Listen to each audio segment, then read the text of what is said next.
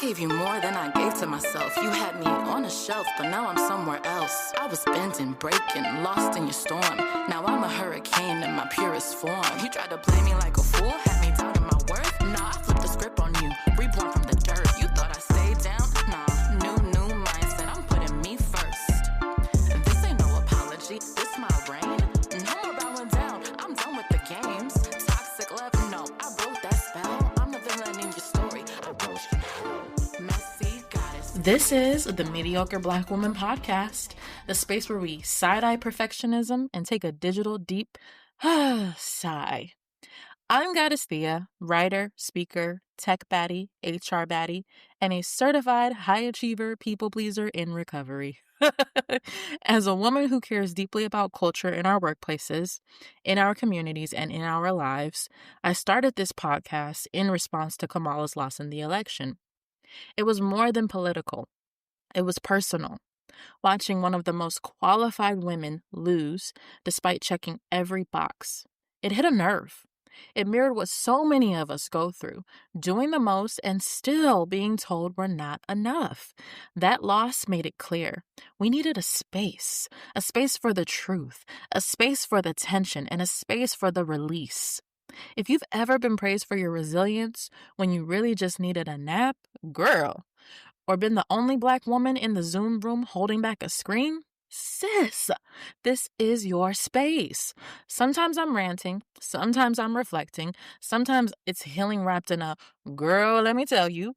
Either way, this is where we stop pretending and start processing. Let's get into it. Happy Tuesday.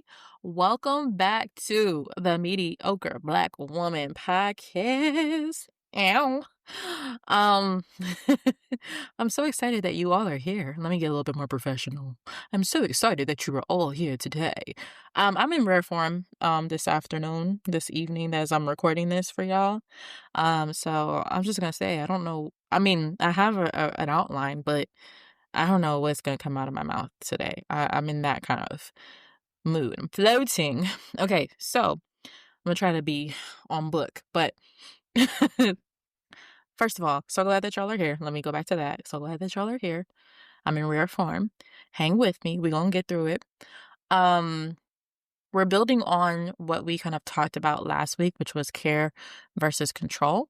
And we are in the third post of our Dragged and Divine series. And I promise you that midway through this series, I will forget what number we are on. So y'all will have to remind me. But we are in our Dragged and Divine series, honey. So let's back up. I was writing a post for Sunday night, which was the What You Don't Do post. And in that post, it started getting my wheels to turn, right? And so just made me think about another thing that could be a bigger topic, which is something that I noticed. I don't know if you guys have ever noticed how we as Black women are often taught that our value is in what we do and not necessarily in who we are. And so sometimes we get wrapped up in what we do as a part of who we are, which is they're not always the same, right? And so we become really useful. We become that go-to, that fixer, the strong one. So when we finally say no, or that doesn't work for me, we panic and they panic too, because they're like, wait a minute, hold on. No? What do you mean?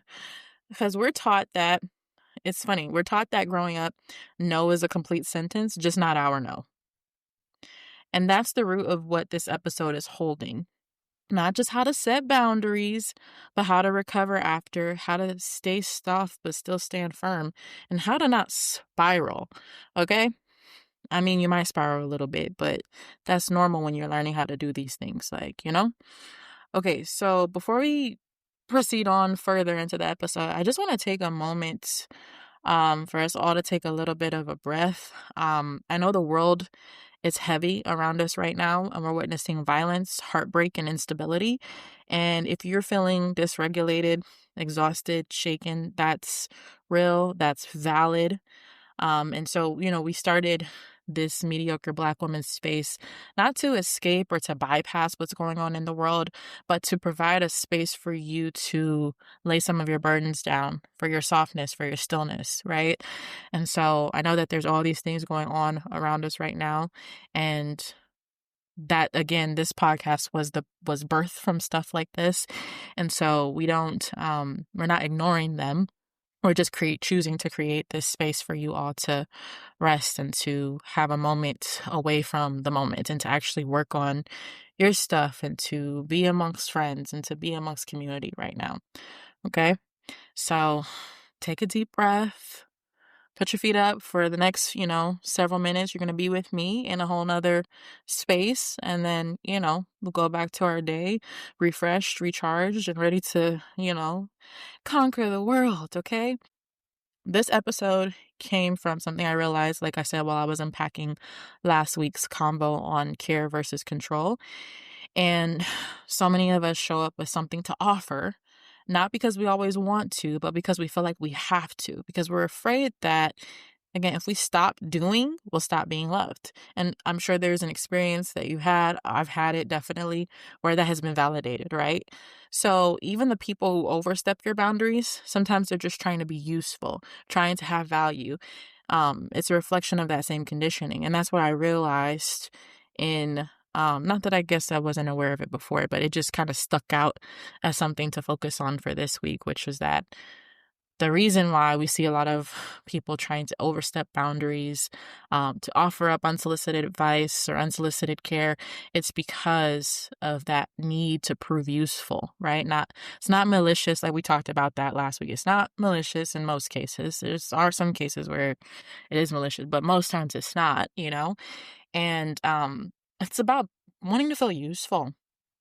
So this episode isn't just about what to say, it's about why it feels so hard to say it and then how to come back to yourself when it does. So, end of last week into the beginning of this week, my assistant Michelle and I were working on something for you all. Kind of like it evolved, so I'm not going to tell you fully what it is, but we were working on some quick reference guides for you to be able to look up what to say when somebody is violating your boundaries and how to, as the receiver of that, to like set that pace of like, hey, I need some space. Hey, not right now, So we were coming up with some of those things for you. And so Michelle in our one-to-one this week, she came to me and she was like, hey, like these are really cool as far as like, what to say um to set the boundary. But she was like, what do I say after that? I feel like I really need to know what happens after that because that's when I shut down. Right. And so Michelle shared with me that and she gave me permission to share this, y'all. She shared with me that when she sets a boundary with her mom, like she'll might ask her to pause or to step away. Her mom tends to escalate. She'll get louder. She'll push past the boundary and then often sets what I call a reactionary boundary. Um, Reactionary boundaries. You know the type that I'm talking about. Oh, so you're not going to talk to me? Well, I'm not going to talk to you then, right? It's like I see your boundary and I raise you a boundary, right? But reactionary boundary isn't really a boundary. It's a defense mechanism dressed up like one. It usually comes as a response to your boundary and feels more like punishment than clarity. Instead of saying like, here's what I need for my own well-being, a reactionary boundary says, fine, this is what I'm going to do. It creates confusion. It doesn't create safety. It creates more distancing and no dialogue. And the boundary becomes like a wall instead of a bridge. And so anyway, I ended my conversation with telling Michelle that like, she was like, what do I do after? What do I say after that? I was like, you can't prepare for every conversation, as I know we would all like to interact and act out what we think the other person is going to say. But you could never know what they're going to say. It could come from totally out of left field. And you're like, wait a minute, my notes didn't prepare me for this, right? So I think the best place to start is to fumble with it. A lot of us go through this healing work and we're like, I'm on my healing journey and all of that. And that's great. But part of your healing journey after you're in this cocoon, you gotta come out of your cocoon and you gotta bump up against shit, right? You're gonna bump up against other people who haven't been doing the work, people who have been doing the work, people who are in the middle, and you're gonna see how good your tools are. You're gonna have to learn in the moment a lot of times. And so you can't be prepared for every single thing another person would say. It's not possible, right? So all we can do is, and truth be told, the real purpose of a boundary is for us, right? It's not necessarily for the other person, actually, but it's for us to know where we begin and someone else begins, like where we begin and end and when another person begins, right? So, boundaries as a way to keep people out is, I feel like, how it's been modeled in the most recent times in media and, all of that. But really, when you have true boundaries and you're communicating them and you're working with people who are willing to have the relationship, it actually creates more intimacy versus separation versus. But through talking with Michelle, I was like, you can't prepare for everything that somebody would have to say. Also, if someone is getting irate and yelling at you, like, you can hang up the phone. That is your, you can hang up the phone, you can walk out the room. I mean, there's been times when people haven't been irate and I've still like just walked out the room. I remember being in a conversation in the workplace and these two people, we were all talking. I was talking to the one person first and then the other person came over and joined our group conversation. And I just remember they started talking about like intense work stuff that like really had nothing to do with me and I shouldn't be knowing in the first place. And it was awkward because I was like, I'm not really here to talk about work with y'all. I'm here to socialize right now because it's that time of. So I just quietly backed away. I was like, awkward turtle, I'm just gonna walk away, you know?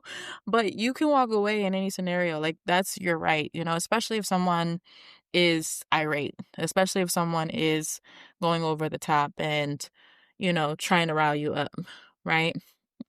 And with that, actually, one of my core I try, y'all, but listen, I'm human too, because sometimes I like to play petty. If you gonna fuck with me, I'm gonna fuck with you. Like, if you coming for me that hard, sometimes I like, there's some people you can't, I'm gonna come back to that. I'm not gonna go, I think you guys know what I'm gonna say. I'll come back to that. But one of the, let's start with the healthy and we'll talk about the toxic after. But, one of my core principles that I try to live by when it comes to boundaries is that just because this person is mad, irate, doesn't mean, like I said, I'm not gonna get dysregulated with you. I don't match energy. I manage mine, right?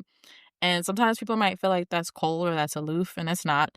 That's nervous system stewardship. That's protecting your clarity while someone else decides to lose theirs. Y'all gonna make me lose my mind. Oh, man. Yeah. Oh, man. Like you go ahead and lose your mind, but I'm not about to go there with you, okay? Not me about to sing the whole song. Anyway, brain starts doing that thing.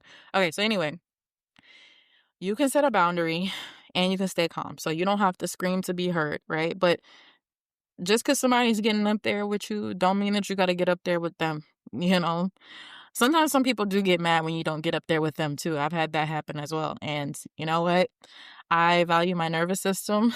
I value my peace more than I value, getting angry with you in the moment. However, I will say there are some people where staying calm just does not work and they need to be put in their places. I will say that with my whole chest and I wholeheartedly believe that. Um, and so, like I said earlier, when talking about Michelle, there's going to be things that you just can't prepare for when it comes to setting a boundary and how somebody's going to respond to your said boundary. It's just not possible. Um, okay. So I'm gonna tell y'all another story. We're learning through story times today. So we learned through Michelle's story. We're gonna learn through my story with my grandma. I love her so much. But we also beef. We have if we're staying under the same roof, we have about a 2 to 3 business day maximum, of being in close quarters. But I adore her, and vice versa. So it's not always graceful, okay? Um, it's so funny. So Michelle's mom is of a certain generation, and then my mom passed away, so my grandma is of a generation that's uh um that's older than Michelle's mom, right? So, you guys kind of get the general gist. I don't know why I can't think of the generation names right now that like my brain is blanking on it. But anyway, they're of a certain generation, and apologizing is not really like their thing, like that all the time. But my grandmother, like, she over the last, I would say 6, 7 years has um really become really good at apologizing and like saying, I was wrong. I was like, wow. And I feel like it's really fascinating to learn and watch her do that now. Um, and it's like giving me so much permission to like mess up and to recover, which I don't think we get a lot of. But I'm gonna tell y'all a story about her. So we've had beef. We've had plenty of beef many times. Um I used to be a part of this business, and I had a license through the state of California. Like, I was doing things. And there's the guy, I can't think of his name, who the big time guy, y'all know who I'm talking about, who had the Ponzi scheme. So we're on the phone, right? And she manages to go to Wikipedia, look up the guy, screenshot it, and then send it to me while we're on the phone, right? And, they always want to protect you and all that stuff. I get that. And so all I did was I just kind of laughed because I was so blown away at the fact that she was able to, while we're on the phone, mind you, because I could barely do that sometimes. I'd be like, damn it, where did I put this thing? But while we're on the phone, this lady manages to go and find the thing, look up the thing, find the right app to look up the thing, screenshot the thing, like know how to screenshot the thing. Okay, and then send it while we're on the phone. That just always blew me away, and so I laughed instead of getting, like, frustrated with her, and, that didn't go over well. She just got more mad because I wasn't getting there with her, but I was just so impressed. I was like, "Wow, so you don't need my help on how to use the phone," you know? So, we've had beef many a times. I've hung up on her many a times. In the past, I think we're a lot better now. Like, we both had to learn, boundaries and how to talk to each other, come correct. I've said things more aggressively than I wanted to. And people are always surprised. They're like, "To your grandmother?" And I'm like, "Yeah, my grandma was like my mom since my mom passed away. I have two moms basically, and so the relationship that some of y'all might have with your moms is kind of how it is with my grandma. But sometimes setting a boundary means raising your voice before you found the right way or like your approach to doing it. I've learned that I don't like raising my voice to get my point across. That doesn't feel good in my system. Um, but yeah, we worked through it. She apologized. I've apologized before. We recovered, and that's important to name too. You don't have to get it perfect to be in your power. Sometimes fucking it up is exactly how you get it perfect next time? So setting boundaries is messy sometimes, but if the intention is right and the relationship is real, you can recover. And I just really want to call out that part right there. If the intention is right. Because again, like I said, sometimes those reactionary boundaries, the intention is not good. The intention is to create more chaos and confusion. The intention is I'm hurt. So instead of me saying that I'm hurt about your boundary or like actually talking through the feelings and naming them, I'm just going to set this boundary up at you too. I see your boundary and raise you a boundary, right? So that too is boundary work, is messing it up. And then again, learning what feels right for you. So I'm going to tell y'all a story now about a time that um I had a really good example of setting a boundary, a really good experience with setting boundaries and clearing up the communication with a newer friend. Sometimes it's smooth, right? So I wanted to highlight, right, a time where it actually does go the way that you would want it to go. Can't tell you that it was going to go exactly how I thought it was in my head, but I was like, okay, let me remove the stories that I have in my head and then approach it this way, right? So a newer friend and we had made dinner plans, and I chose the place and the time, and she let me know her eating habits had changed because I thought she was still eating a certain way. And then she told me, oh, I'm not that, so we can go wherever. I was like, okay, bet, let's do that. So we switched the spot. I made the reservation and then I sent it to her and she was like, "I wish it were for 8 instead of 7:30." And I was like, "Okay." So I just no problem. I changed it, whatever. So after dinner, after we had a really good time, I just told her, I was like, "Hey, next time just ask. If I can shift it, I will. If I can't, we'll work something out that works for the both of us, but it's not if I can't make something work, it's not about that's not a testament to the value that I hold of you, or your actual value, your actual worth as a friend, as a person, right? It's just that I actually just can't. There's no stories, to tell about it, right? And we'll figure it out together." And she said, "Oh, instead of being passive aggressive, I could have just asked." And I was like, "Yeah, girl." I'm glad she said it because I didn't want to call her passive aggressive, you know? The behavior was, not her, but the behavior was passive aggressive. So I was glad she named it. And so I said, "Yes, girl," and that was it. We just chuckled and moved on. It was beautiful. It deepened our trust and it opened something up between us that we can actually address something difficult and move on. And here's the thing, I know that some people are like, that doesn't sound that difficult. But yeah, if I didn't have tools and I didn't like address it, I could have been sitting on it, ruminating on it for a while. And she could have, I think she had great tools because she had very great self-awareness in that moment. And it could have turned into something bigger. Like I've seen people fight for a whole lot less. So it was really beautiful and it deepened the trust, right? And that's the ideal outcome of a boundary and of a communication clear up. It's not control, it's not punishment, but intimacy, right? Your boundaries aren't just to keep people out, they're to call the right people in. Your boundaries aren't to keep people out, they're to call the right people in. I wanted to rephrase that. Your boundaries aren't to keep people out, they're to call the right people in. And again, boundaries that are real boundaries. Don't set a reactionary boundary because you're hurt about the boundary that a friend set. Okay? Like communicate and name the feelings and then decide to talk to your friend about it. But don't react just because this don't hit because they hit you. That's an eye for eye. We ain't doing that. We see where that's ended us up in this country, pulling that eye for eye bullshit. But especially between friends, we want to build intimacy. And I can't tell you how many times that I've had difficult conversations and how that has built more intimacy with friends. And I also pick and choose which ones I decide I want to have. Like some stuff I'm just like, it's actually not worth it. There's some things that are not worth it. Some things that are like, that was a little bit of a misunderstanding or that was like not that big of a deal.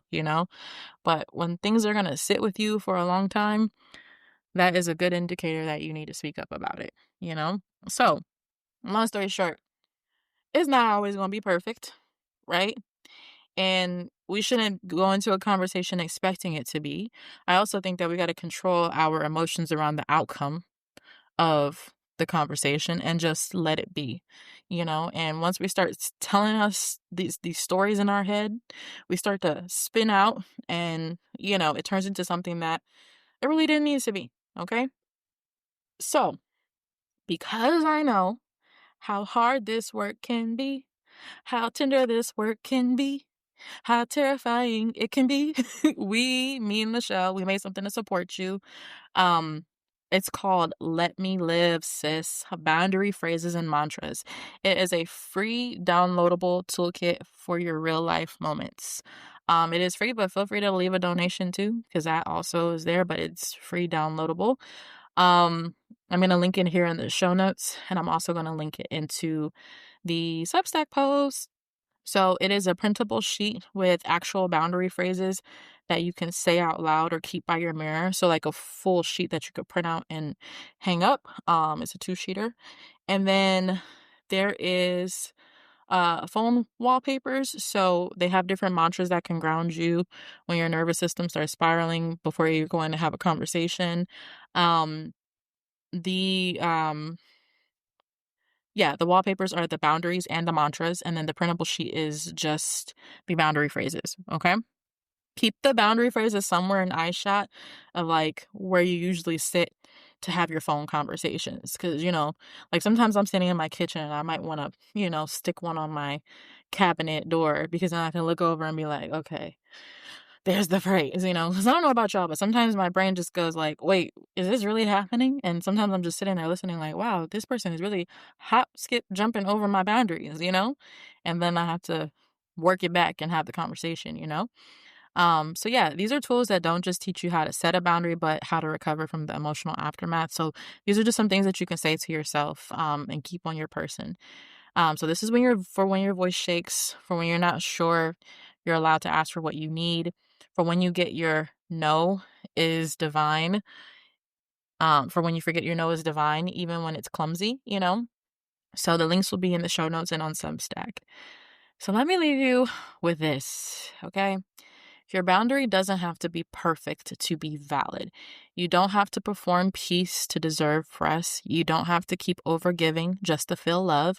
You can be soft and solid, clumsy and clear, dragged and divine. You are allowed to recover. You're allowed to protect your peace, and you're allowed to take up space without earning it first. You heard it here first. And if they got a problem with it, tell them to come see Goddess Thea. I got you. All right, y'all. Be blessed and have a wonderful and beautiful rest of your week.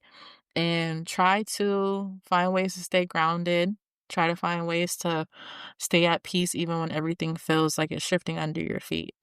Tap into this. Let us know your thoughts in the comments. Let us know your thoughts on the downloadables too, because we did put a lot of love into this. Me and Michelle, we worked together. I came up with the content and she put it into a beautiful format. She's so good at this, and I appreciate her so much for doing everything that she does for us.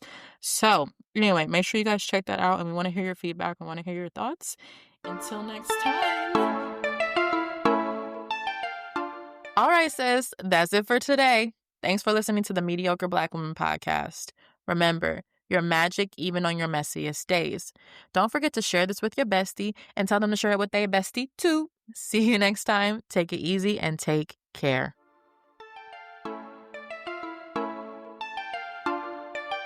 I gave you more than I gave to myself. You had me on a shelf, but now I'm somewhere else. I was bent and breaking, lost in your storm. Now I'm a hurricane in my purest form. You tried to play me like a fool, had me doubting my worth. Nah, I flipped the script on you, reborn from the dirt. You thought I stayed down? Nah, new mindset, I'm putting me first. This ain't no apology, this my reign. No more bowing down, I'm done with the games. Toxic love, no, I broke that spell. I'm the villain in your story, I rose from hell. Messy goddess, fierce, wild, unleashed, untamed, not mild. Messy goddess, feel the fire in my eyes. No chains hold me, I cut all ties. Messy goddess.